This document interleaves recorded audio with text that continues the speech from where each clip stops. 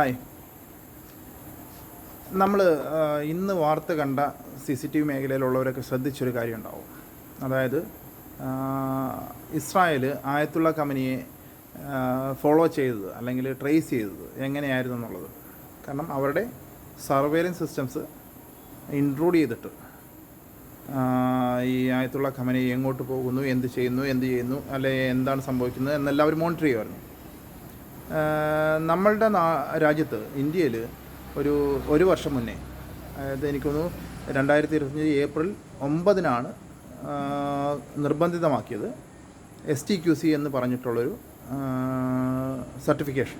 STQC ലാബിൽ certify ചെയ്ത ക്യാമറകൾക്ക് മാത്രമേ BIS കിട്ടത്തുള്ളൂ എന്നുള്ളൊരു പുതിയൊരു കൺട്രോള് നമ്മളുടെ ക്യാമറകൾക്ക് വന്നത്.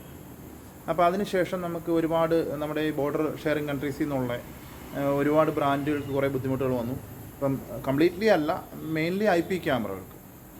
അപ്പം അങ്ങനെ ഒരു റെസ്ട്രിക്ഷൻ വന്നു. അപ്പം നമുക്ക് എല്ലാവർക്കും ഒരുപാട് ബുദ്ധിമുട്ടുകളുണ്ടായി. നമ്മളും അത് കുറച്ച് അജിറ്റേറ്റഡ് ആണ് ആ കാര്യങ്ങൾ, നമുക്ക് എല്ലാവർക്കും അറിയാം.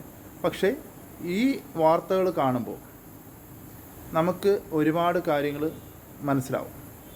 എന്തിനാണ് ഗവൺമെൻറ് STQC കൊണ്ടുവന്നത്, എന്തുകൊണ്ടാണിത് നമ്മൾക്ക് ആവശ്യം, അല്ലെങ്കിൽ നമ്മൾ എന്തുകൊണ്ടാണ് ഈ സഫർ ചെയ്യേണ്ടത്. അതുമാത്രമല്ല, ഈ STQC എന്ന് പറയുന്ന ഈ ഒരു സർട്ടിഫിക്കേഷൻ ഗവൺമെൻറ് ഒരിക്കലും റിമൂവ് ചെയ്യാൻ പറ്റില്ല. കാരണം ഇത് ഒരു രാജ്യസുരക്ഷയുമായിട്ട് ബന്ധപ്പെട്ടൊരു കേസാണ്, നമ്മളുടെ എല്ലാവരുടെയും സുരക്ഷയുമായിട്ട് ബന്ധപ്പെട്ടൊരു കേസാണ്. ഇത് കർശനമായി പാലിക്കപ്പെടേണ്ട ഒരു കാര്യമാണ്. അതുമാത്രമല്ല, ഈ മാർച്ച് 31, അതായത് വരുന്ന 31, ഇന്നിപ്പോൾ 3 വരുന്ന മാർച്ച് 31 ശേഷം ഈ സർട്ടിഫൈഡ് അല്ലാത്ത ക്യാമറകൾ കൈവശം വെക്കാനോ വിൽക്കാനോ ഇൻസ്റ്റാൾ ചെയ്യാനോ നമുക്ക് ആർക്കും അനുമതിയില്ല. അത് നമ്മൾ ശ്രദ്ധിക്കേണ്ട ഒരു കാര്യമാണ്. കാരണം ഇനിയുള്ള സമയങ്ങളിൽ ഇത്തരം കാര്യങ്ങൾ വളരെ കെയർഫുള്ളാണ്. കാരണം എന്ന് വെച്ച് കഴിഞ്ഞാൽ നമുക്കറിയാം, പഹൽഗാമിലെ കേസിന് ശേഷം ഓപ്പറേഷൻ സിന്ദൂർ വന്നപ്പോഴും ഇത്തരം കേസുകൾ വളരെയധികം അഡ്രസ്സ് ചെയ്യപ്പെട്ടതാണ്. അപ്പോൾ ശ്രദ്ധിക്കുക, നമ്മൾ ഇത് ഒരിക്കലും, അതായത് ഗവൺമെൻറ് ഈ കാര്യങ്ങൾ പുറകോട്ട് പോകുമെന്ന് നമുക്കൊരിക്കലും സങ്കല്പിക്കാൻ പറ്റില്ല. STQC കാരണം ഇപ്പോൾ ഒരുപാട് കമ്പനികൾ പുതിയതായിട്ട് വന്നിട്ടുണ്ട്, നമുക്കറിയാം. കാരണം നമ്മളിപ്പോൾ ഓൺലൈനിൽ കയറി നോക്കിക്കഴിഞ്ഞാൽ STQC കിട്ടിയ കമ്പനീസ് നമുക്ക് അറിയാൻ പറ്റും. പ്രാമിക് ഉണ്ട്, CP+ ഉണ്ട്, ഇപ്പോൾ റീസെൻ്റ്ലി പ്രിസോർ അവർ പബ്ലിഷ് ചെയ്തിരുന്നു. പിന്നെ കൂടാതെ തന്നെ നമുക്കറിയാം മറ്റേ നോഡൻ ഇപ്പോൾ അവരുടെ വെബ്സൈറ്റിലെല്ലാം പബ്ലിഷ് ചെയ്തിട്ടുണ്ട്. നോഡൻ STQC കിട്ടി.